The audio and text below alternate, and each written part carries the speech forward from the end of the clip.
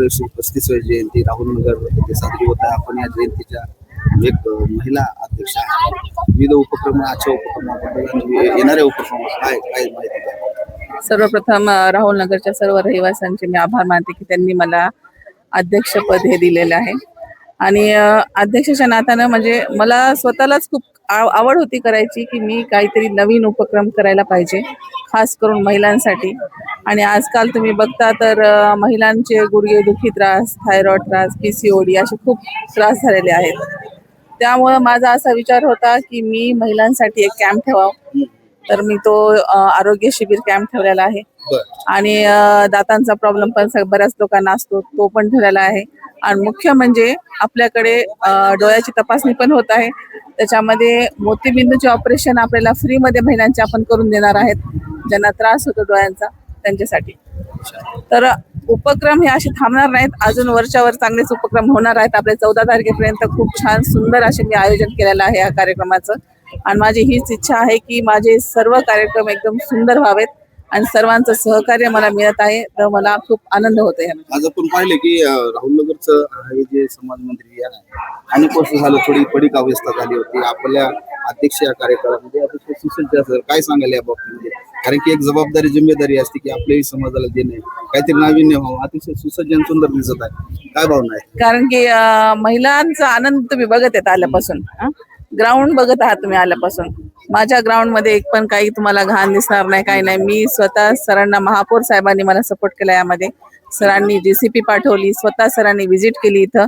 आणि झेंड्याचं काम पण खूप खराब, झेंडा पूर्ण खराब झाला होता. आम्ही झेंडा नवीन करून घेतला, हॉलची रंगरंगोटी केली आणि सर्वच काम अतिशय सुंदर झालं आणि खूप प्रसन्न वातावरण आता इथं होत आहे. खूप छान वाटतं मला. बाबांच्या आंबेडकर चळवळीचा वारसा आपण आशिष भैया या पद्धतीने घेतात. पण आजची ही जयंती, आज ते नाहीये त्याच्यात, पण त्यांनी केलेलं कार्य, त्यांचा विचार आहे. काय आठवण सांगाल, काय म्हणाल? कारण की एक संधी आपल्याला मिळालेली आहे सामाजिक राजकीय क्षेत्रात. आशिष भैयासारखे भाऊ आपल्या पाठीशी आणि समाज एकंदरीत पाठीशी.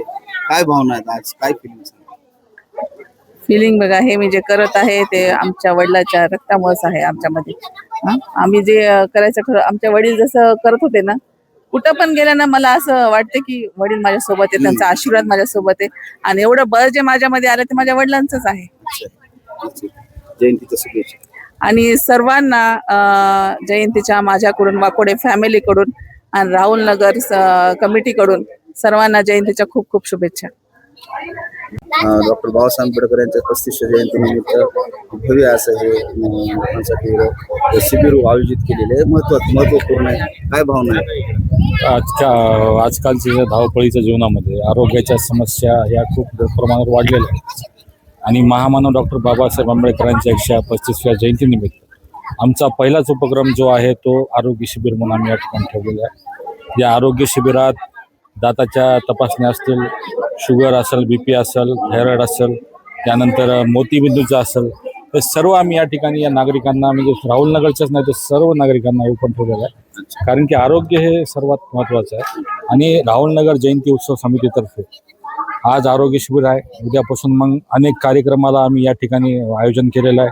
आपण बघत असाल की या ठिकाणी सगळं डेकोरेशन झालेलं आहे. डान्स स्पर्धा असेल, त्यानंतर मग महात्मा ज्योतिबा फुले यांच्या जयंतीनिमित्त निबंध स्पर्धा आहे, त्यानंतर फॅशन शो आहे, शैक्षणिक उपक्रम, सगळेच उपक्रम ठेवलेत. 11 तारखेला आम्ही महिलांची रॅली ठेवलेली आहे. राहुल नगर पासून ते महात्मा ज्योतिबा फुले यांच्या पुतळ्यापर्यंत त्यांना अभिवादन करण्यासाठी संपूर्ण महिलांची बाईक रॅली आम्ही या ठिकाणी ठेवलेली आहे. आणि 14 तारखेला महामानव डॉक्टर बाबासाहेब आंबेडकरांची भव्य मिरवणूक या राहुल नगरातून निघणार आहे. बाबासाहेब आंबेडकरांचे विचार, त्यांनी सांगितलेले सगळे ध्येय आम्ही त्यांनाच याच्या विचारात घेऊ.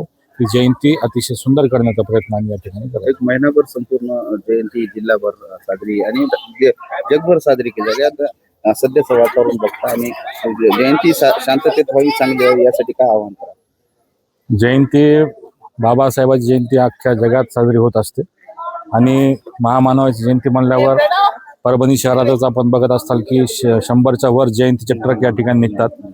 आणि परभणी हे सेन्सिटिव्ह शहर आहे. बाबासाहेबांची जयंतीचा लोक फायदा घेऊ शकतात, काही घडवण्यासाठी, काही करण्यासाठी. पण या ठिकाणचं जे पोलीस प्रशासन आहे, SP साहेब आहेत, ते अतिशय कार्य पद्धती चांगली आहे त्यांची, आणि त्यांनी प्रत्येक मंडळाला मागच्या वर्षी जशी भेट दिली होती तशी ह्या वर्षी सुद्धा ते भेट देणार आहेत.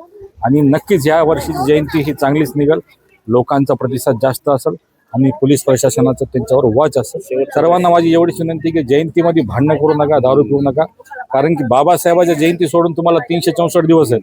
त्याच्यामुळे पुन्हा काय करायचं नंतर करा, पण ह्या दिवशी बाबासाहेबाचं नाव खराब करू नका.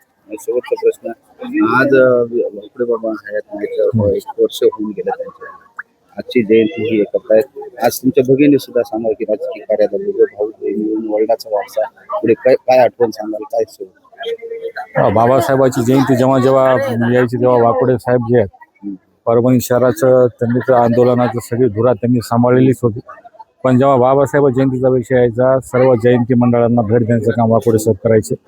त्यांच्या जयंतीमध्ये जर कुठं काय व्यथा आणण्याचं काम कोणी केलं प्रशासनानं, तर सर्वात पुढं वाकोडे साहेब राहायचे. मागच्या 2 वर्षाखालची तुम्हाला गोष्ट माहिती आहे की बॅनर लावलेले आयुक्तांनी काढून टाकले ऐन जयंतीच्या टायमाला.